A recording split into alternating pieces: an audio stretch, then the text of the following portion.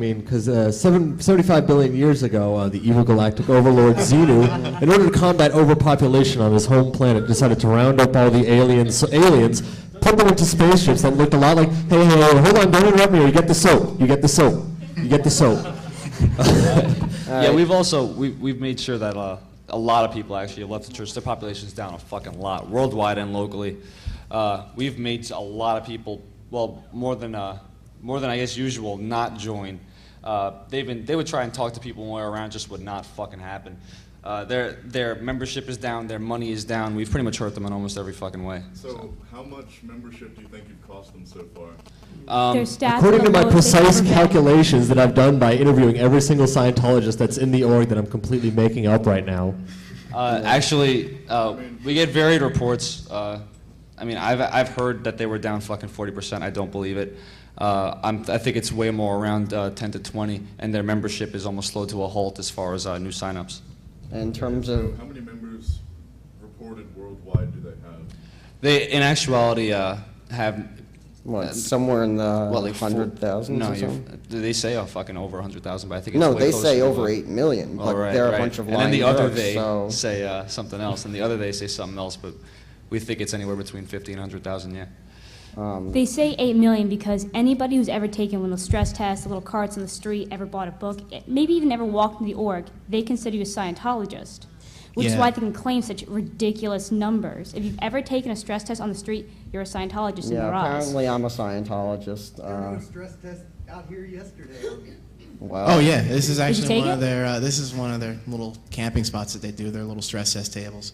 Apparently, what they consider you when they consider you a member, even if you're not actually considering yourself a Scientologist, they count into your numbers. They count into their numbers if you ever pretty much gave your name and address and all that other stuff to them. You know, to get a book or to find out more about it.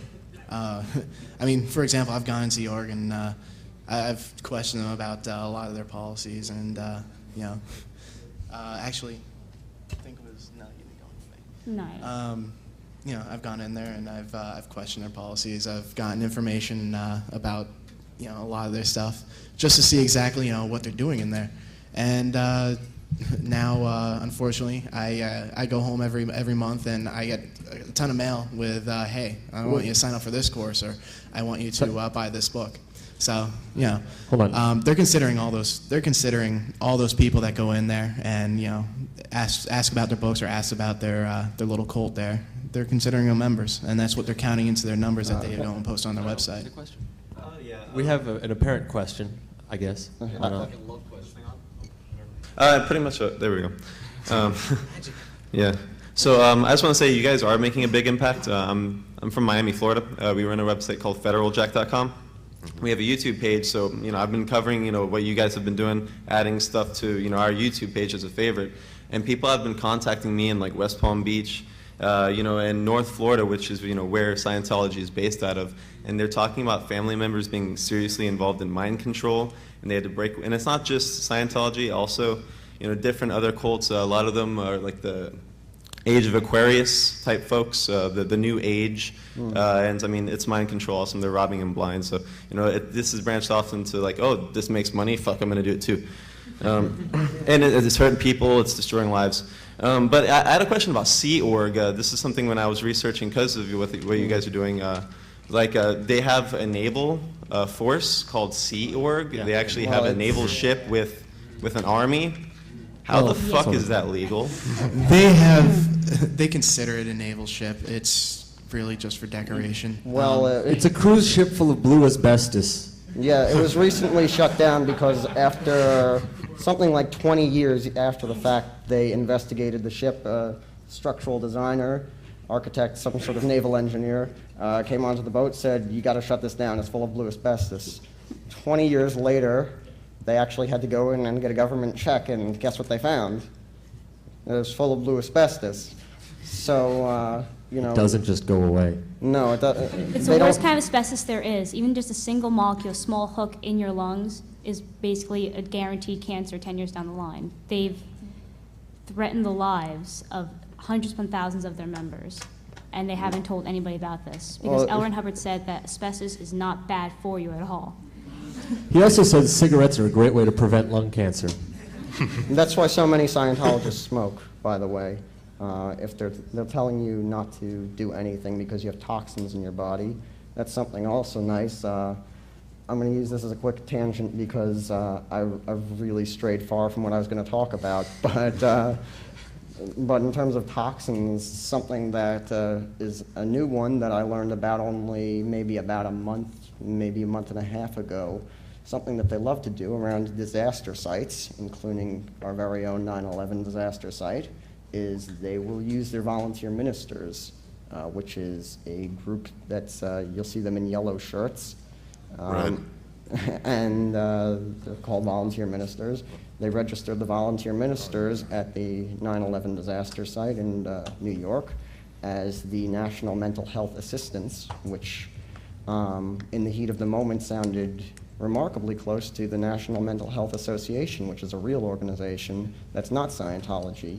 However, they registered the volunteer ministers as the National Mental Health Assistants, and they intentionally blocked 9/11 rescue workers and victims from receiving free psychiatric care because they believe psychiatry is evil. They would literally take members of their church and tell them all, this is very important, and something to keep in mind, Scientologists generally exceptionally good people who are horrendously misguided. They're calling up the entire New York area membership, anybody probably who's ever come in, and saying, come on, this is a national crisis, get the hell down here. And these are good people, so they do. And they would literally pen off psychiatrists with their members so that no rescue workers could get care because they believe it's evil. And They believe psychiatrists did the Holocaust. Yeah, in short, they believe psychiatry is responsible for the Holocaust. So that's, you know, their history is really... Speech has been derailed. Yeah, speech has been derailed. And in the meantime, they told them to go to the Scientology Narconon centers to get the purification rundown, which involves taking a toxic dose of niacin for your liver. That's always something good if you have detox problems. Toxic dose of niacin that'll cause flushing in the skin. They'll tell you that's radiation leaving your body. That's a nice lie they tell you as you're damaging your liver permanently. And this is shit that they're doing to rescue workers, and you know, just breaks my heart and makes me pissed, and I think it should make you pissed too, because this is ridiculous. This is not something that we want going on anywhere, let alone in our city.